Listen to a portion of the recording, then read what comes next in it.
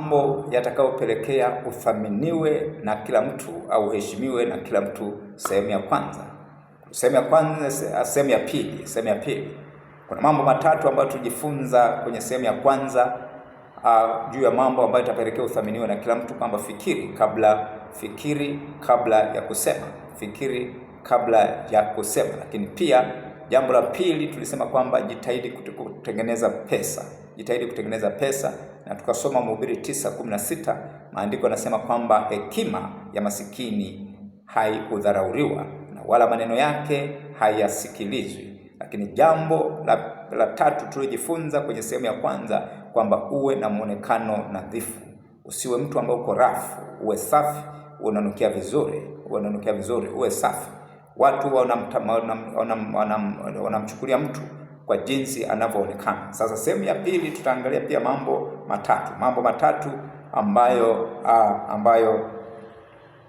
matatu ambayo yatapelekea kila mtu akuheshimu. Roho Mtakatifu akufundishe kwenye mafundisho haya, na mafundisho yakafanyike msaada kwako katika jina la Yesu Kristo wa Nazareti aliye hai. Amen. Jambo la kwanza katika sehemu ya pili ya mambo yatakayopelekea kila mtu akuheshimu au akuthamini, zingatia kazi. Uwe bize na kazi zako. Watu wengi ambao wanapoteza muda mwingi kwenye mambo yasiyo msingi, wanapoteza muda mwingi kwenye umbea, wanapoteza muda mwingi kwenye kujilinganisha na watu wengine. Zingatia kazi yako. Mind your own business. Tumia muda wako mwingi kwenye kufanya mambo yako. Usiwe na muda wa kupoteza muda. Usiwe na muda wa kukaa na watu kuongea umbea. Zingatia mambo yako. Zingatia kazi yako.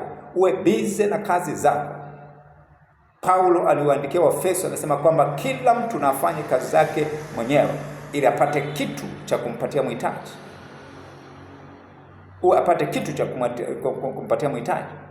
Lakini pia tunaposoma kwenye Petro wa kwanza 4:15, anasema mtu au wa kweli asiteswe kama muuaji au mwizi au mtenda mabaya, na kama mtu ajishughulishaye na mambo ya watu wengine.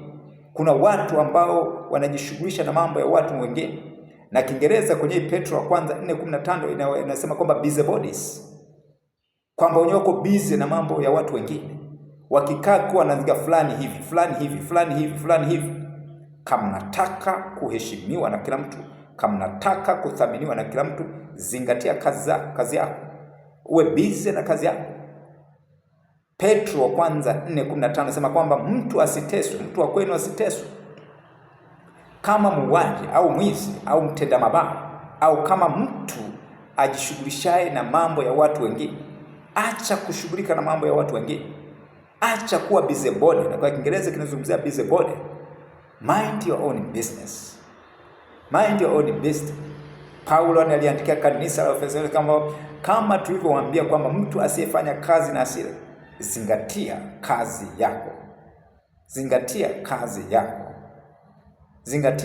yako. Watu wanawapenda wale watu ambao wanazingatia kazi zao na wanajituma kwenye kazi zao. Watu wanawapenda watu wanamnao na kuwaheshimu. Usiwe mzurulaji, tafuta kitu cha kufanya kitakachokuongezea thamani. Lakini jambo la pili litakalofanya uheshimiwe na kila mtu kwenye sehemu ya pili, Usipaniki. Mtu akikuudhi, tulia. Kumbuka kwamba mara nyingi ukireact, mara nyingi ukimjibu mtu akikuudhi ukiwa na hasira, unaweza kutoa jibu la kipumbavu litakalokufanya uonekane kwamba wewe ni mtu wa ovyo. Wewe ni mtu wa ovyo. Usilipuke kwenye masuala madogo. Usilipuke kwenye tatizo dogo. Usilipuke kwenye masuala madogo. Usipaniki. Usiwe mtu wa kupaniki. Kwenye masuala madogo. Usiwe mtu wa kulipuka kwenye masuala madogo. Yesu alisema maudhi hana budi kuja, maudhi yatakuja, lakini usiwe mwepesi wa kulipuka, usiwe mwepesi wa kupaniki. Usiwe mwepesi wa kupaniki. Watu huwa wanawaheshimu wale watu ambao wanaweza kucontrol, wanaweza kudhibiti mihemko yao, wanaweza kudhibiti hisia zao. Kama huwezi kucontrol emotion zako, hakuna mtu anayeweza kuheshimu. Haijalishi mtu amekuudhi kiasi gani, haijalishi mtu amekukwaza kiasi gani, usipaniki. Usipaniki. Tulia. Tulia. Usilipuke kwenye masuala madogo, usilipuke kwenye tatizo dogo, usiwe mtu wa kupaniki. Utaonekana wa ovyo, utaonekana hopeless. Na unaweza kutamka kitu ambacho baada ya hasira zako kuondoka utajiona kwamba wewe ni wa ovyo. Utajiona wewe kwamba ni wa ovyo.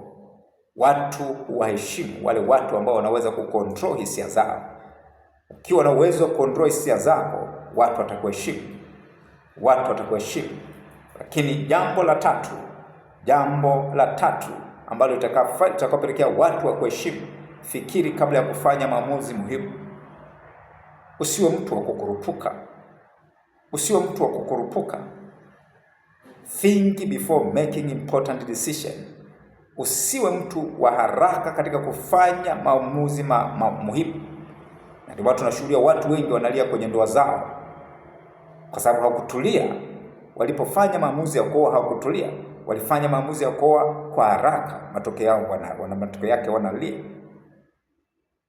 Fikiri kabla ya kufanya maamuzi muhimu. Kama nataka kuheshimiwa na kila mtu, fikiri kabla ya kufanya maamuzi muhimu. Usifanye maamuzi kwa haraka. Maamuzi yanayohusu hela, maamuzi yanayohusiana na mahusiano, maamuzi yanayohusiana na kazi. Usiwe mwepesi wa kufanya maamuzi muhimu kwa haraka. Chukua muda. Fikiria matokeo yake. Tulia, fikiri kwanza kabla ya kufanya maamuzi muhimu. Kwa sababu kosa moja ambalo utalifanya leo, maamuzi utakayofanya ovyo leo, yanaweza kugharimu maisha yako yote. Kabla ya kufanya maamuzi muhimu, fikiri kwanza.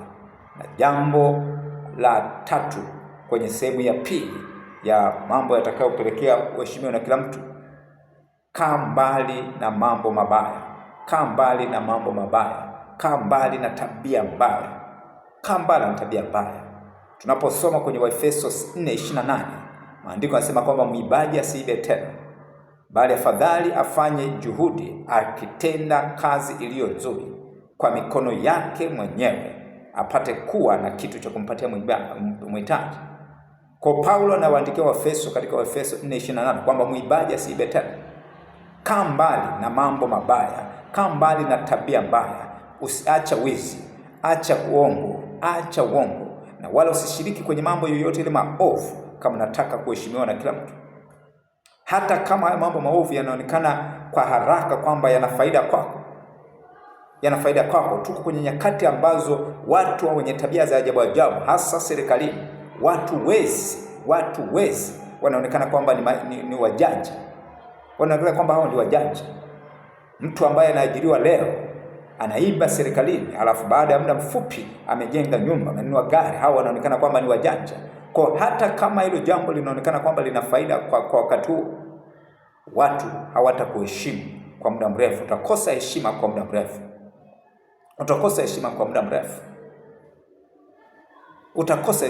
mrefu. Kaa mbali na mambo mabaya, kaa mbali na tabia mbaya. Waefeso 5:3-4 inasema kwamba uasherati usitajwe kwenu. Mambo yote mabaya yasitajwe kwenu. Uzinzi usitajwe kwenu, wizi usitajwe kwenu, uongo usitajwe kwako. Watu watakuheshimu ukijitenga na mambo mabaya, ukijitenga na tabia mbaya. Watu watakuheshimu, watu watakuamini. Mungu akubariki sana kwa kusikiliza mafundisho haya.